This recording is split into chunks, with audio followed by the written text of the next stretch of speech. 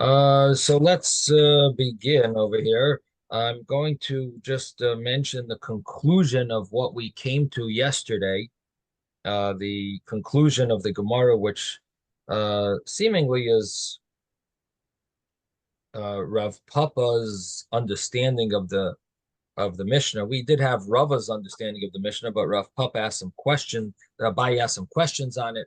So the Gemara gives us so Rav Papa gives us an answer to all those problems, and the conclusion, uh, according to Rav Papa, is that the Mishnah talks about a large mat and a small mat, and the small mat everyone agrees with that it's invalid for schach because it's used for lying on shchiva. It's tamei tumas medris. It's tamei. It's impure. And the large mat. So the first opinion is that it's used for shade and therefore it's kosher for schach. And Rabbi Eliezer says, no, it's the same as the katana, as the small one. And basically, we assume it's asa l'shchiva. It's, if it's stum, if it's in a case where it's undesignated or non-designated, we assume that it's going to be for lying on, even a large one. And that's where Rabbi Eliezer says it would be invalid. So Rabbi Eliezer is machmir, he's strict. And basically, he would prohibit using large mats just like he prohibits small mats. And the Tanakama, the first opinion, holds that large mats are kosher for schach, and the small mats is going to be a problem for schach. And these are all cases where it's called stama. They're non-designated, and we are deciding what to give it as the default of what to use it for. As we're considering, we're deciding, we're giving a halacha of what is the case, what is the law of a case of There is a stama. presumption that it is used for that. Right. So You we don't are have it admitting actually as evidence, but you presume that it's being used for that before you start. Right, right. So we have a case where either the person doesn't have, didn't have anything in mind. It's unclear what he had in mind. There are different ways of learning it. It's either, like for example, maybe someone who built it, who made it, was he a child or a shaita? So even, what he has in mind is maybe meaningless, or he I have a simply shaita doesn't. who built my sukkah years ago. As long as you didn't build Yitzchok, you're okay. If you made Yitzchok, that could be a problem. Right. No, but the thing is that there's discussion in the later commentaries as to how exactly to explain the case of stoma, the case where it's non-designated. Does it mean we don't know what the person had in mind and therefore we can assume what he had in mind? Or does it mean he didn't have anything in mind? And are we trying to figure out what he had in mind, or are we just picking a case where he doesn't have anything in mind, or he's a shaita, he's stupid, he doesn't, his knowledge is meaningless, and we can consider it as if this is what is the intent of this item is. And this item is an item that's meant for this purpose. And so, but that's really a more of an in-depth discussion.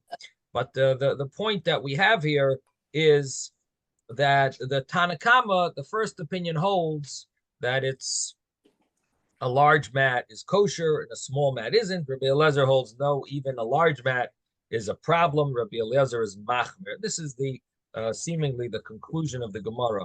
Now, then the Gemara brought up brisa, and yesterday we got a little stuck at the end. I was trying to I was trying to compare the Brisa with the Mishnah, and it wasn't so simple.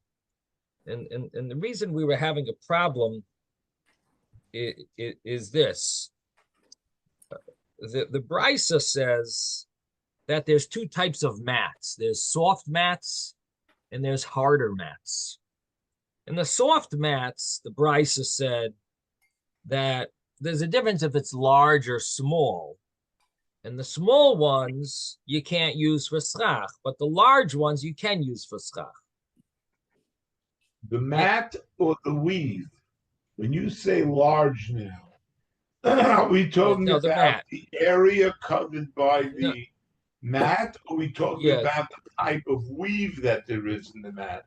No. We're talking about the area in size. Okay. The width and the length of the mat. So the width and length of the mat, if it's large, and these are soft mats, they're made out of rush, not reeds, but rush, the rush family. So those, if they're small, then we say you're probably using it to lie on. It's invalid for schach. And if they're large, it's probably being used for shade. However, what about the reed mats? Could you please pass the old banana? It's in the green bowl. So what about the reed mats? So the reed mats and the sedge mats, those are more hard. And on those, the Brisa differentiates, and there are a few opinions, but the first opinion, the Tanakama of the Brisa, differentiates between if they are, the way I translated it is gedula, which means if it's braided or if it's woven, which is very similar to the way Isaac quoted from the other translation, and they just fit it into the word of gedola, and which basically means it's a thick braid or a weave. You want to say it. If you want to say it, it's a thick weave and a thin weave, or you could say a thick braid and a weave. Either way, however you translate it, it boils down to the same thing. One is uncomfortable to lie on, much more uncomfortable to lie on, and the other one is maybe okay to lie on. Again, it's hard, so it's not perfect to lie on, but at least it's a weave and it's not a braid, or at least it's a thin weave and not a thick weave. So if you want to, however you want to translate it, but that's I believe that Rashi learns the way I read it, which is gedula, and I think I saw it also quoted that way in the other the other commentaries are the way they quote this, but the translation Rashi uses gedula. Rashi says "Maisi Avos," so clear, like he's translating from the word gedil, and which means a braid. So I'm learning it that it means a braid versus a weave, but you could just as easily learn it a large weave versus a thick weave versus a thin weave. Either way, it means exactly the same thing. That one is very uncomfortable to lie on, and one is a little less uncomfortable to lie on because it's a thin weave. It's hard material, but at least it's a thinner weave. So what does the Brisa say about these reeds, this mat of reeds? So the Brisa says, if it's this thick weave or this braid, then you can use it for schach because no one's lying on it. Now, if it's a thin weave or a weave, so a regular weave, so then you are not allowed to use it for schach. That's the first opinion. You're not allowed to use it as schach. However, Rabbi Yishmael quotes his father, Rabbi Yossi and Rabbi Doisa. They both of them seem to say, they both say you could use it for schach, and it's kosher even though it's a weave, and seemingly it has to do with the fact that it's maybe hard, so it's not really used to lie on, or it's not, it's not often used to lie on. So it seems like there's some argument here. The Tanakama, the first opinion versus Rabbi Yossi and Rabbi Doisa. These two opinions, these two rabbis seem to be very lenient and say it's okay for schach, and it has something to do with the fact that it's not often used for lying on. And the Tanakama holds it is used sometimes or too much for lying on. We have to consider it that that's one of its purposes, to be lied on, and therefore it would be tameh, it would be susceptible to impurity, and it would be non-kosher for schach according to the Tanakama. Now, what I got stuck on yesterday was trying to reconcile who does the Mishnah that talks about a mat made out of reeds, who does that fit with? Does that fit with the Tanakama? Well, our Mishnah said that when you have a mat made out of reeds, what's the halacha? Well, the Tanakama of our Mishnah said that it depends if it's big or small. And I got stuck because here they don't seem to differentiate if it's a large mat or a small mat. They seem to simply differentiate between if it's a large weave or a small weave. So how do you, how can you reconcile, how can you fit the Mishnah, which differentiates if it's large or small, with this brisa? So, in other words, the brisa, according to the Tanakama, says it depends how big the weave is. So let's say the Mishnah is talking about a braid, a very thick weave. And the Mishnah says that a large mat is kosher for schach, a small mat is not kosher for schach. But we're talking about a thick weave. Why would a small mat not be kosher for schach? A small mat, according to the brisa, it's a thick weave. It should be it should still be kosher for schach, not like the Mishnah says. So it doesn't fit. And then if you want to say it's talking about a thin weave, which is maybe a little more comfortable, so then what is the brisa says that if it's a thin weave, you can't use it for schach. It sounds like even a large mat. And the Mishnah sounds to me, the Mishnah clearly spells out that if it's large, it's kosher. So how do you reconcile it with the brisa? So I saw the commentaries struggle with this, and they conclude that this is the way you have to explain it. The brisa talks about a small mat. When it talks about the gedula and the aruga, either the braid versus the weave, or the large weave versus the thin weave, it's talking about a small mat. And when it's talking about a small mat, it mentions that if it's a thin weave, it's not kosher to use for schach because people are going to lie down on it.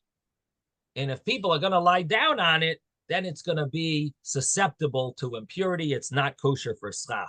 So if you learn the brisa that it means a small mat in size, that the mat is small, the measure, the width and the length of the mat is a small mat, that's the meaning of that. That's the case of the brisa. And the brisa says that if it's a thin weave, you cannot use it for schach. That fits very well with the Mishnah that says a small mat of reeds you cannot use for schach. The Tanakama of the Mishnah fits with the Tanakama of the brisa. Now, Reb Yossi and Reb Doisa argue on that, and they hold that a small mat with a thin weave you actually would be allowed to use for schach. So they hold that that would be kosher, and they would argue on this. But at least the Tanakama of the brisa fits with the Tanakama of the Mishnah. Okay, so that was really the conclusion of yesterday's Gemara.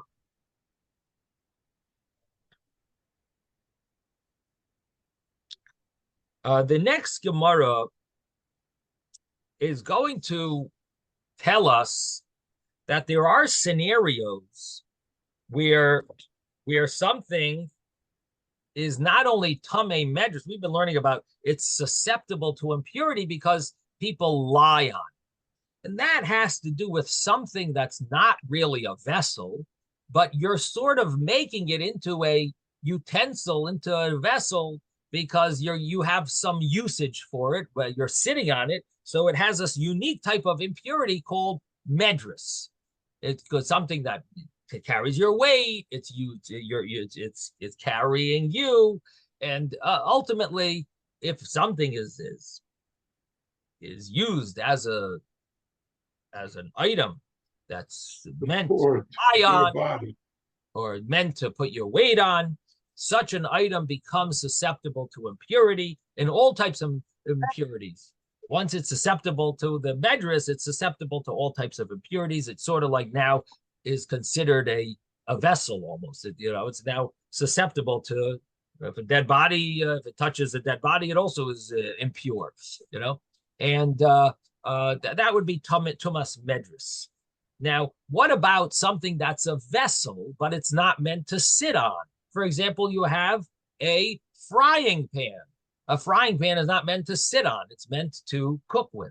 And you use it to put food in, so it's a vessel, but it's not meant to sit on. And therefore, a frying pan would be susceptible to impurity, but not to medras. Now, what's the difference if it's susceptible to medras or susceptible to regular impurity? Well, the difference is that susceptible to medras, if someone were to put their weight on, if it was designated for someone to put their weight on, like a chair, like a bed, so that type of item actually carries a much higher level of impurity if a zav were to do that. With a zav or zava or nida, yoledis, all different types of tamei people, if they put their weight on a bed, it's going to be different than if they sit on a frying pan. If they sit on a frying pan, it's going to be susceptible to impurity. It's a vessel. And if they sit on it, it's basically they're touching it. And touching it, it'll cause it to be tamei, impure, but not the same level of impurity, not an avhatuma. It'll be a receptacle, a recipient of tuma. If they, but if it's meant to put their weight on, it becomes the same level of impurity as they are. What's the logic behind it? The logic behind it is it becomes nullified to them. So it's almost like when they're sitting on it, they're lying on it. That is that is them. It's nullified to them. It's subservient to them, that it becomes their level of impurity. It's not just some other item that now impurity has now attached itself to this other item. It's like contagious. No, this is nullified to you because this is your bed. You're lying on the bed. The bed is now nullified to you, and therefore it's considered that this is the same level of impurity that you have, the bed has. So that's the difference between medras and other types of impurity. Our Gemara didn't really talk so much about other types of impurity until now.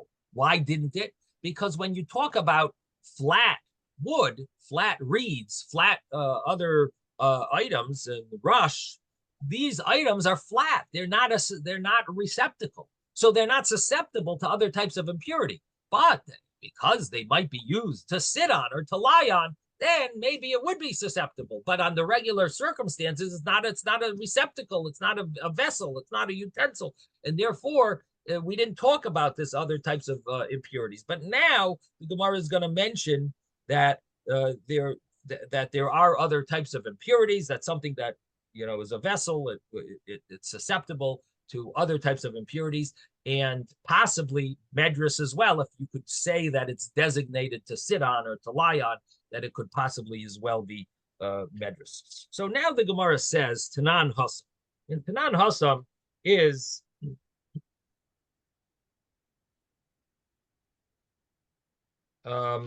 what is it? About 15 lines from the bottom of the page.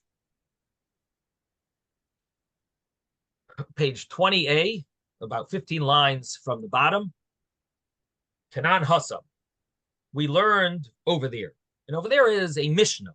Tanan means a Mishnah. And over there is referring to Idias, the tractate Idias. There's a Mishnah there that says, Kol ha-choitzolos. All the choitzolos. Choitzolos, the Gemara is going to translate later what it means. The Gemara is going to say it either means bags that a shepherd uses, or it means machzolos. Choitzolos from the word machzolos, which is machzelas, which is a mat. So it either means, we'll soon see what choitzolos are. The Gemara is going to tell us an argument, what it means. But let's just use the word choitzolos now. The choitzolos, all of them, are metamint meis. They are susceptible to impurity, mitamin. They become tamei when a when they are touched, when they touch a dead body, tamei meis, they can become an av hatuma, a father of impurity, if they touch a dead body. That's the law of a dead body, that it's very impure. It's a very strong level of impurity called avi avois hatuma. It's like the most strict impurity, and it causes anything that touches it to be an av hatuma, which literally means a father of impurity. And that means that item, let's say these chaytzoles, they touch a dead body, they can then make other items that they touch. If somehow something touches this chaytzoles, that other item will be a recipient of impurity. There's a rishon, the first level recipient. If the first level recipient touches a second item, that could be a second level recipient. But the item itself that touches the dead body, that's not called a recipient of impurity. It's called the father of impurity. That's called the avatuma. It's called metamin tamei meis. It becomes tamei, the tuma of a dead body, and it's called an avatuma, and it'll make other items impure. Not just items, it makes people tuma. And people, yeah, correct. Thank you. That's the key difference. Well, keep in mind that if it's an av hatuma, it makes people tame. If it's an av hatuma, it makes people and vessel. But if it's a recipient of tuma, the people and the vessels that it makes tame are only to the night. But if it's an avatuma, it makes people and vessels are the same, really. The people and the vessels are 7-day tuma. And when when that touches a recipient of impurity, it makes you person tame or vessel only tame to the evening. So that's the law of a chaytzolos. Divrei Reb Daisa, these are the words of Reb Daisa. And what Reb Daisa is basically saying is that a chaytzolos is a utensil, it's a vessel, it's susceptible to impurity, but he's also saying something else.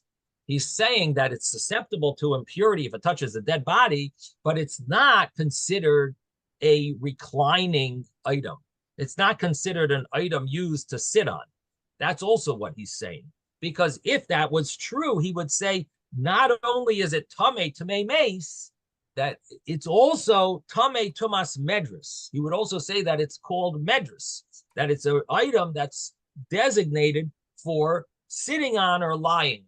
And he doesn't say that. Reb Daisa doesn't say that. Now, the chachamim are medris, but the rabbis say, guess what? Chaytzolos are used to lie on, and therefore they're not only tamei meis, they're even tamei medris. Why is medris so important? The uniqueness of medris is that medris is number one, it's tamei even if it doesn't touch the zav. He just sits on it, even if something's separating between that person and the person who's tamei and the recliner and the bed and the chair. If something's separating between him and the chair, nevertheless, he's sitting on top of the other items. The chair will actually become a medris. It'll be an av hatuma, just like the zav himself. And so medris is more strict in a certain sense than tamei meis. And the rabbis say that chaytzolos are even tamei medris. The Reb Daisa says no, tamei meis. It's not really it's not considered used for sitting or reclining on. Now the Gemara says, what does it mean when the rabbis say it's tamei medris? So the Gemara asks, medris in tamei meis loy? It'll become tamei if it's used, if someone impure, very strict impurity, puts their weight on it. Medris is from the word doras, like tramples on, which is puts their weight on. So it's tamei medris, but not tamei meis. It's not tamei if it touches a mace, a dead body. It's not tamei meis loy. V'hanan tanan. Didn't we learn in a Mishnah that kol hametamei medris, anything that becomes impure from the medris, from the weight of a zav or a zava, nida, yoledus, anything that is automatically metame tamei meis, becomes tamei from a dead body. So it goes hand in hand. If you're tummy to medress, it's automatically your tummy mace. The opposite is not necessarily true. If you're tummy to mace, you're not necessarily a chair or recliner item, and therefore you're not necessarily tummy medress. But something that's tummy medress is definitely tummy mace because it becomes, so to speak, like a vessel to be that would be have all types of impurity would then affect it. So the Gemara answers, yeah. When the rabbis say medress, it's tummy medress, the rabbis mean ema af medress. The Gemara answers that the rabbis mean to say it's also tummy medress. So let's go back to our Mishnah in Idias, the Mishnah that we just quoted. The Mishnah says chitzolis, which we don't know what chitzolis are yet, really, but there's some type of we said it either means a bag, shepherd's bag, or a mat, but officially we don't know what it means yet. So chitzolis are either just tamei mace, but they're not medress, according to Reb Daisa. They're tamei if they touch a dead body, but the chitzolis are tamei. But if they touch it, but if a zav sits on them, it's not going to have that special law that it takes on the impurity that a zav himself, that someone impure himself has. It doesn't have that level of medress. That's Reb Daisa's opinion. The rabbis say that it's also tamei medress, that it's also used for reclining. Chitzolis are used to lie on, and therefore they're also tamei medress. So we have a question of how impure can these chitzolis get? Can they be considered tamei medress, or are they only tamei mace? That's basically the argument. Reb Daisa says they're only tamei mace. Rabbis say the tamei medress. Okay, that's so far we got the Mishnah and Idias. Now we want to know what chitzolis are. So now the Gemara says, my chitzolis, what are chitzolis? The Gemara says, Avdimi bar Hamduri marzovli. So Rav Avdimi bar Hamduri says, you know what it is? It's marzovli. But the Gemara says, but what's marzovli? My marzovli, Amar Rav Abba mazab. So Rav Abba has his opinion, and Reish Lakish, Rav Shimon ben Lakish, is going to give another opinion. Reb Abba says it's mezabli. Mezabli means a shepherd's bag, and that's the meaning of chitzolos. And Reb Shimon ben Lakish, Reb Shimon ben Lakish says that it means machzolos mamish. It means that it's a mat.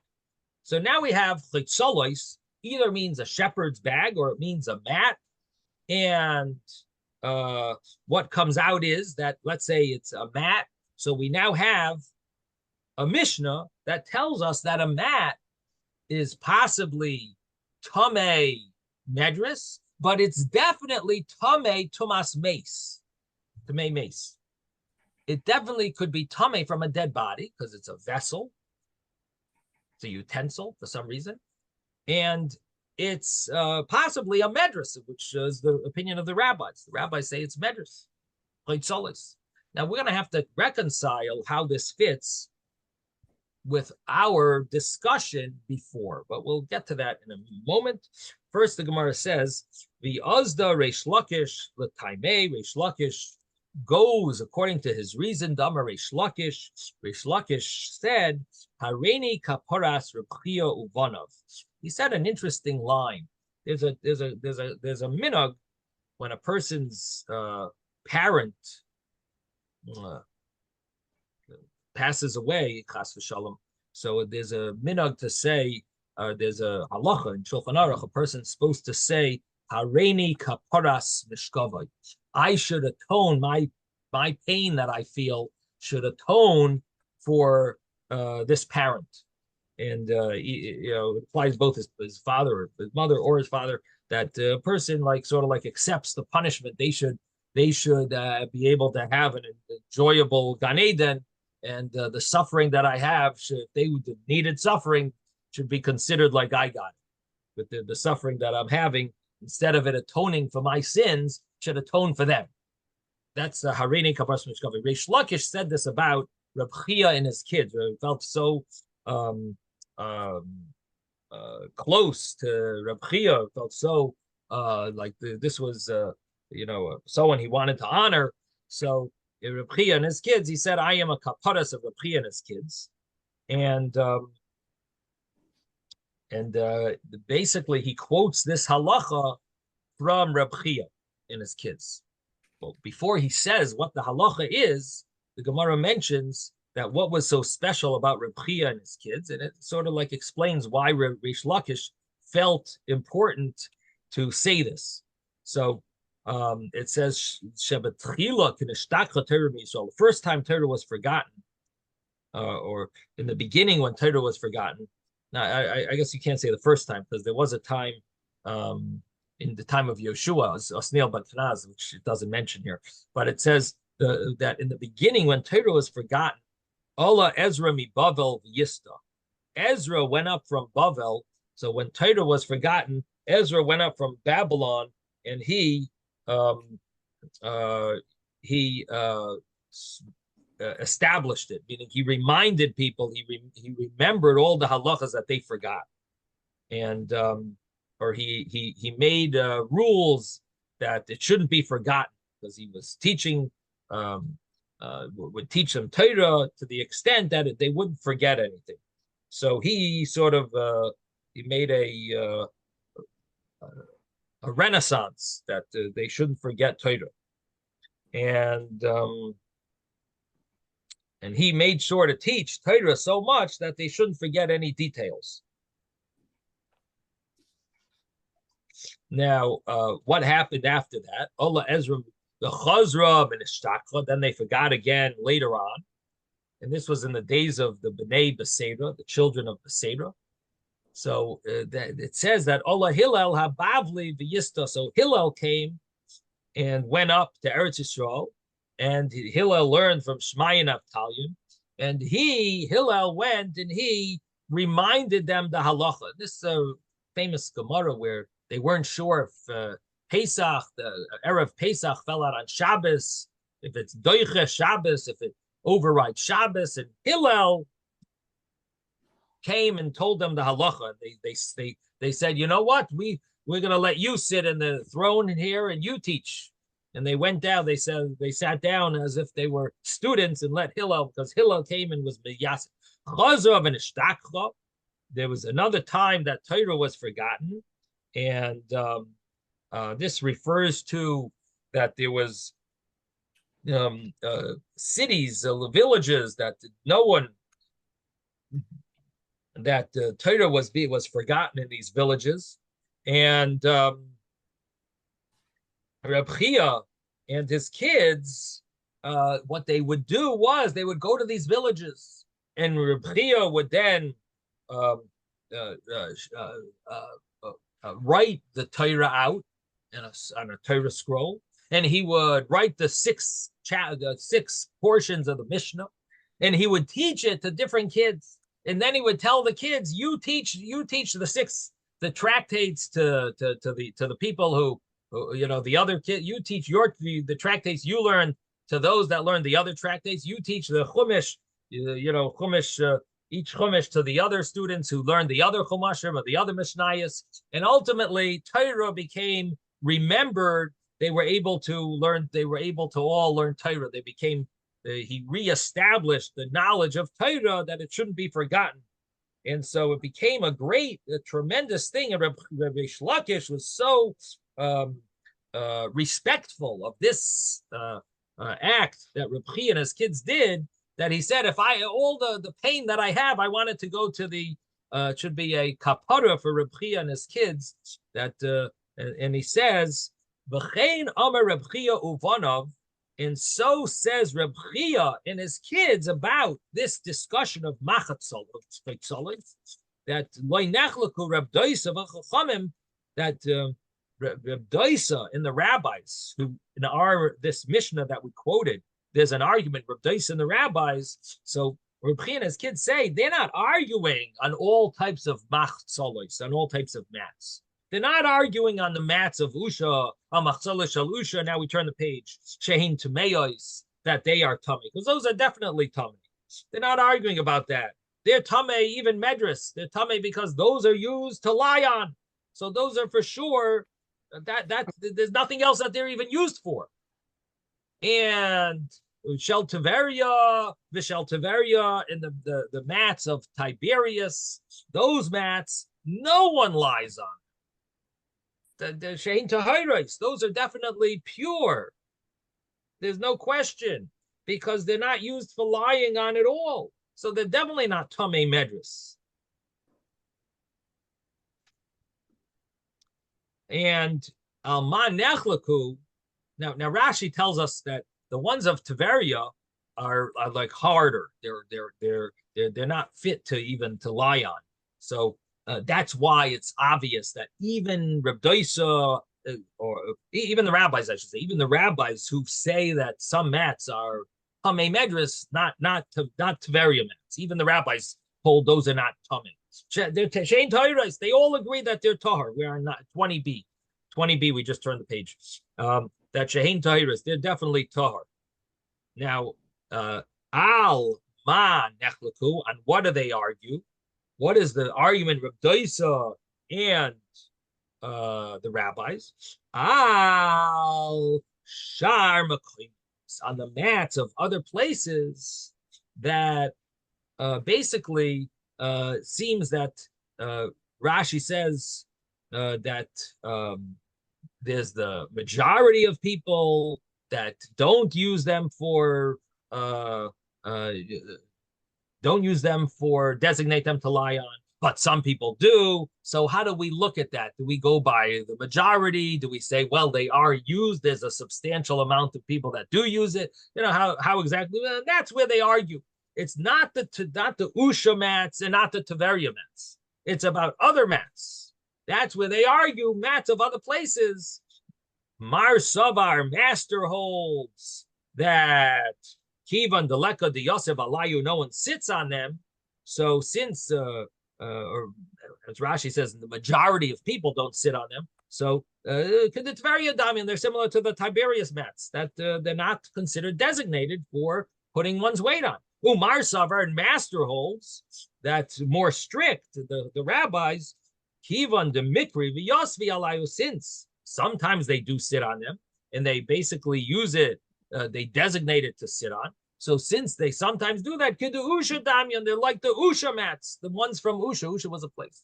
That the ones from Usha, they are considered like they put their weight on them, and therefore they are Tamei Medris. So what comes out from here, that just like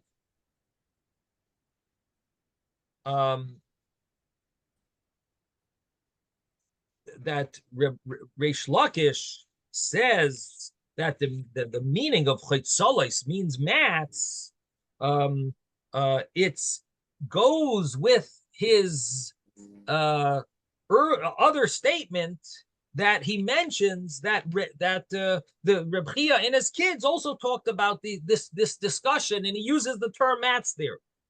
So basically, Reish Lakish is going to understand the Mishnah and Idios to mean mats, and we had the other opinion of Reb Abba that he says it doesn't mean mats, it means a shepherd's bag. Okay, so that's the conclusion here. So we have a Mishnah in Idios that talks about Chitzolos, and the word Chitzolos, we don't know what it means. It either means shepherd's bags, that's Reb Abba's translation. We have the meaning of Reish Lakish's translation and Reb Chia's translation that it means machzolos, it means mats. But either way, the conclusion of the Mishnah in Idios is that the rabbis hold that these mats are susceptible to all types of impurity, even medras. And Reb Doisa holds that they are susceptible to impurity, but not medras impurity. They're susceptible to mace impurity. If they touch a dead body, if they touch a dead body, they're going to become tummy, and avatuma even become the father of tuma. But they're not going to be tummy medras. Fine, but they are tummy other tumas. And that's the conclusion. Normally, people do not lie on it. And so, one is saying that, but sometimes somebody does, and therefore we're going to consider it tamei. And the other one is holding, no, we go with the presumption that nobody lies on it, so it's not tamei.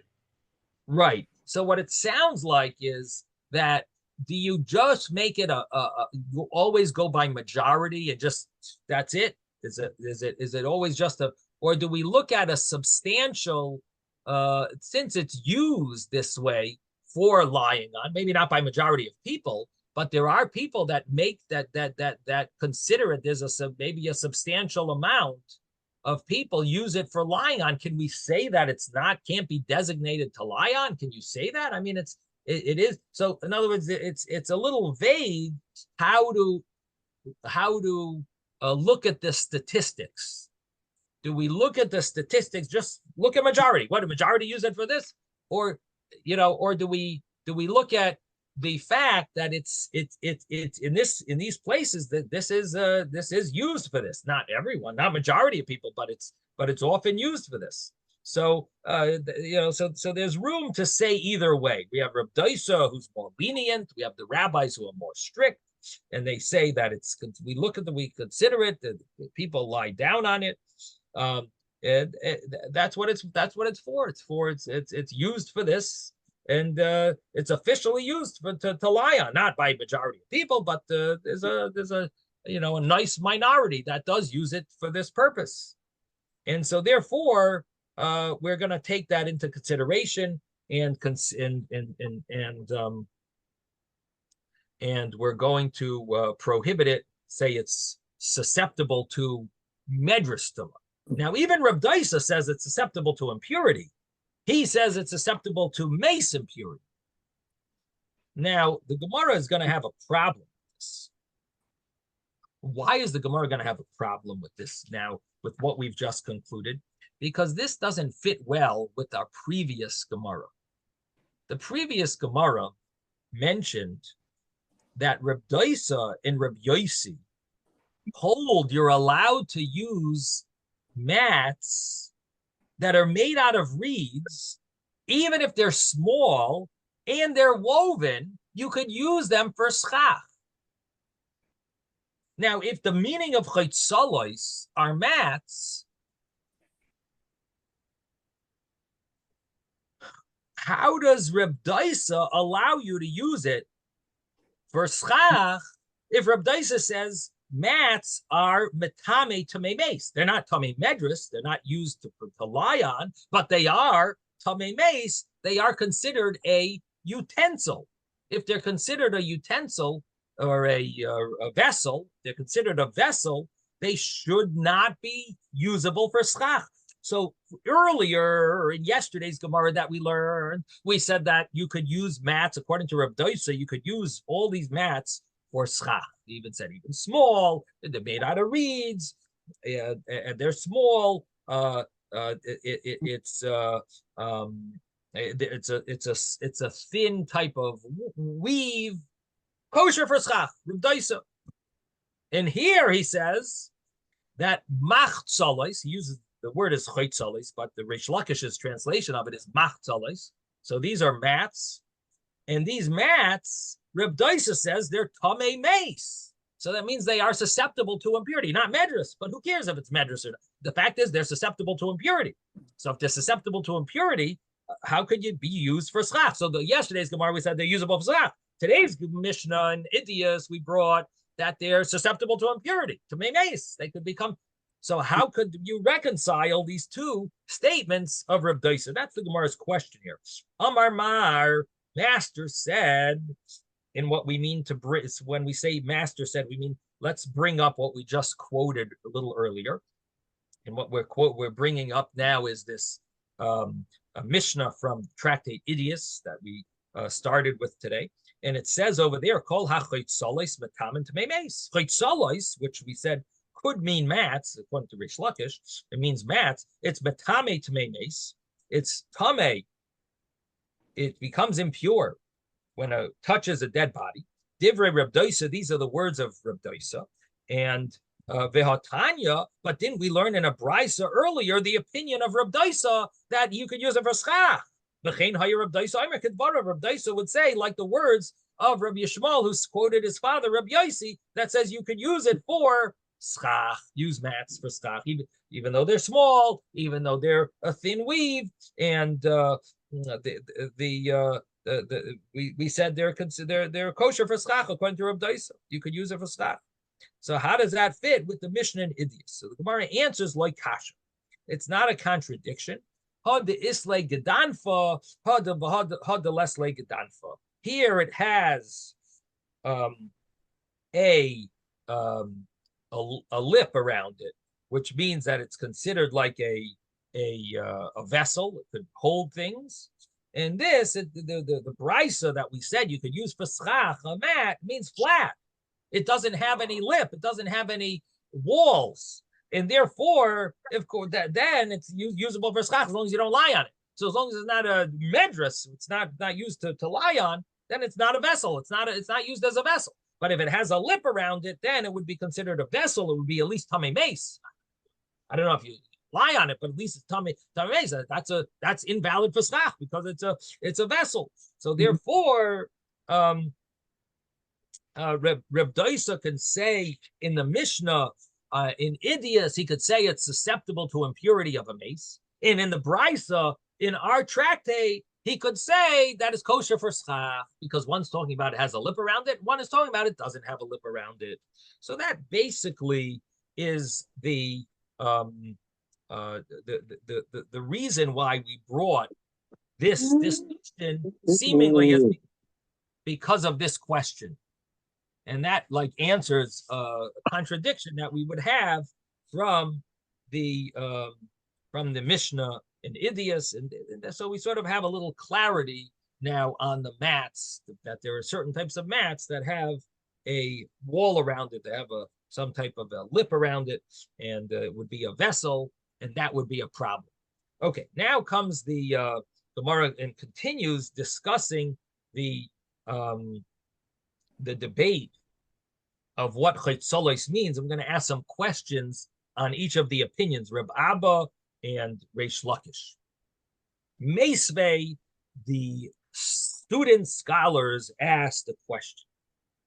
Chitzolos shel sham. There's a brisa that says chitzolos of sham and shel gemi. Now, shel sham and shel gemi are the same thing that we mentioned earlier, which were rush, the family of called the rush bush, I guess. So that's the sham. The sham is like shifa, and gemi was this other term. It's some type of bulrushes, but these, and they're supposed to be thin, at least the way they're supposed to be more comfortable. And the shel sak, the shel sfira, these we didn't have before.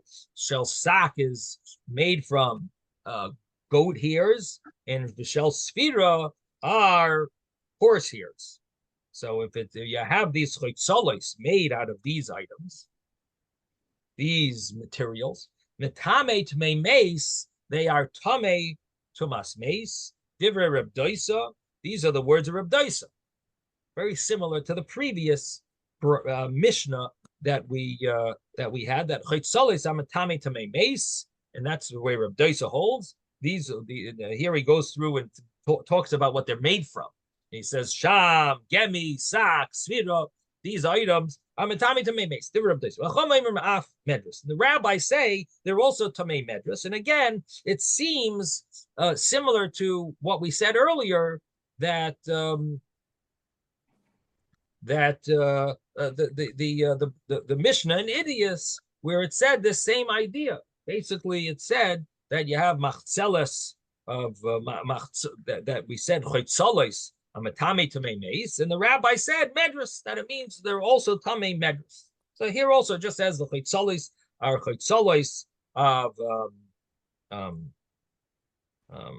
chitzolos, what they're made from, but it's basically the same idea.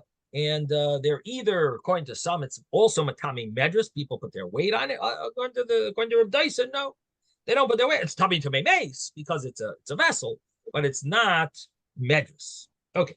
Now, the Gemara says, so now what are chitzolos? So one opinion said it's shepherd's bags.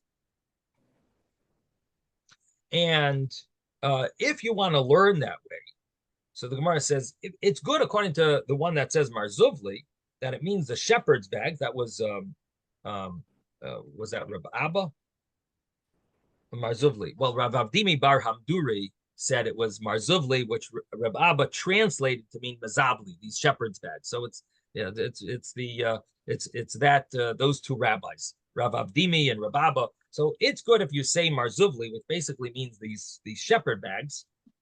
So then it's understood. Shel Sham, Shel Gemi, the first two, which are made from the bulrushes or the rush family.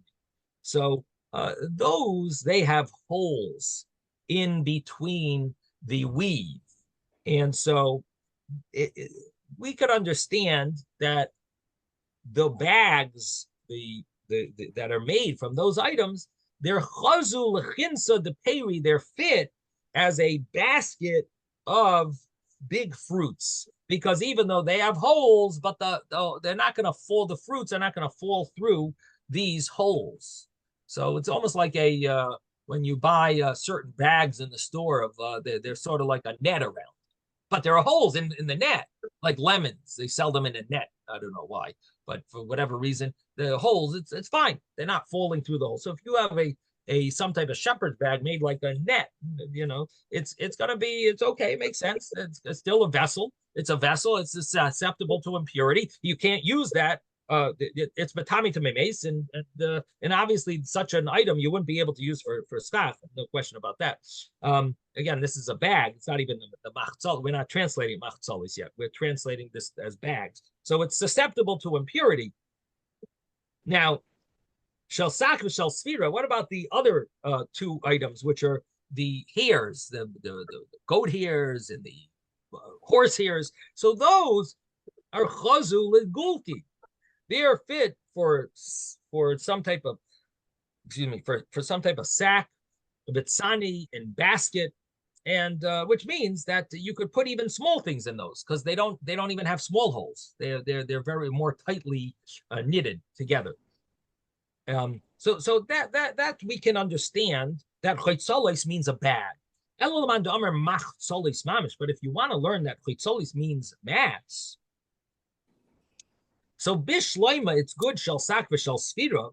I could understand that if it's a mat, that if it's made out of sak and sfira, these are more the tightly woven items. So I could understand that chazu lefrasi, they are fit for a parsa, a pyrus, to use as a like a curtain. That I could understand. You could use it for a curtain, and the curtain is makabel tuma, which is interesting. This is something we were talking about earlier on in the chapter. We were wondering about what's the law of a curtain, because I was mentioning that it seems that a lot of the mats that they make are used for, I think they have in mind when they make them that they're for curtains.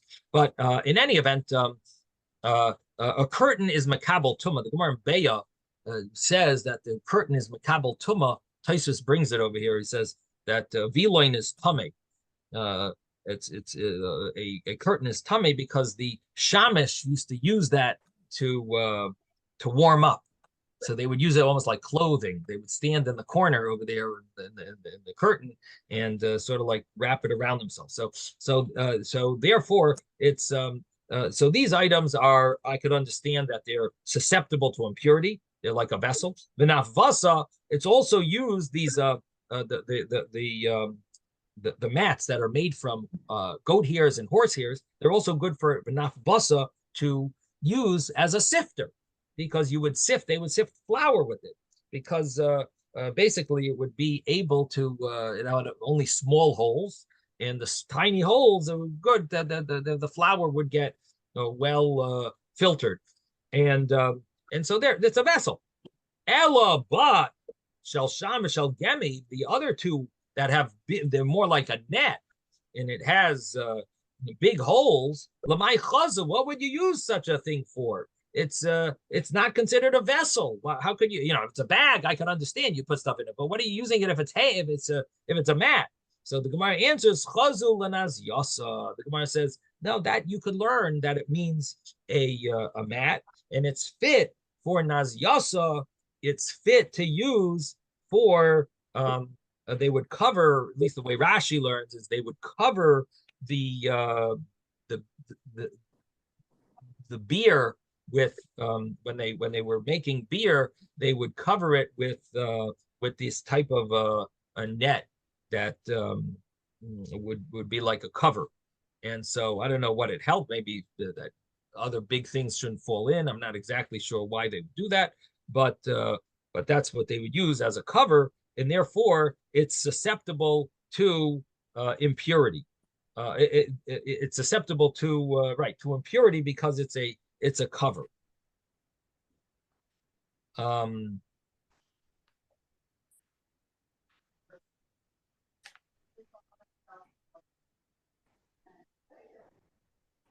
Tosfos is a problem with this because Tosfos says, how could Rashi learn that it means a cover to beer?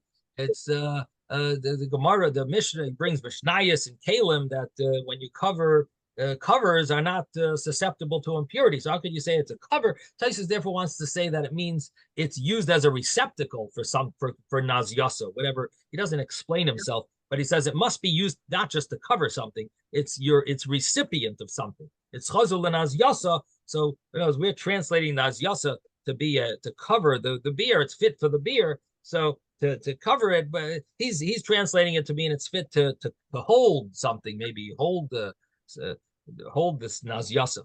But obviously it doesn't mean beer because a net would not hold liquid.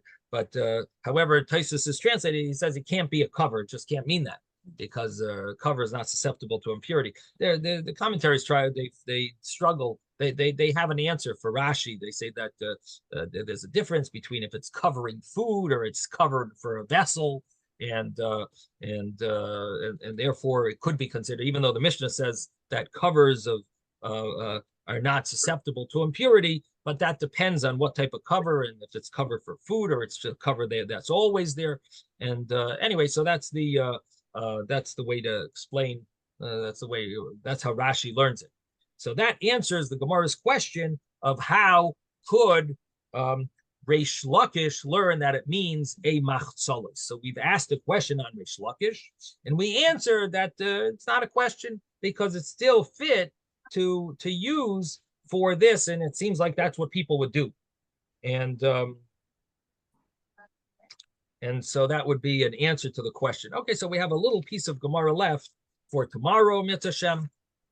Sei gesund, have